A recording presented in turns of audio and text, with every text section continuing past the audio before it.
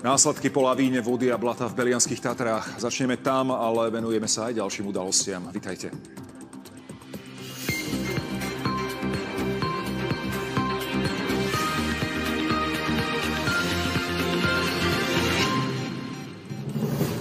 Dve obete a zničená Monková dolina. Poživila je v oblasti mimoriadna situácia.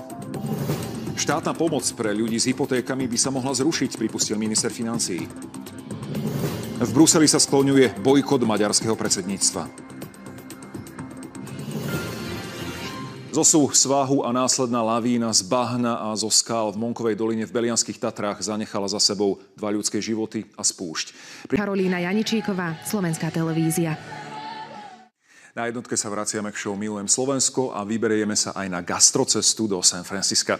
Na dvojke vás čaká jeden z významných filmov slovenskej kinematografie. Pieseň o sivom holúbovi. Pohľad na hrôzy vojny očami detí. No a potom show trochu inak s Adelou Vinceovou. Želáme pekný večer aj celý letný víkend. Dovidenia.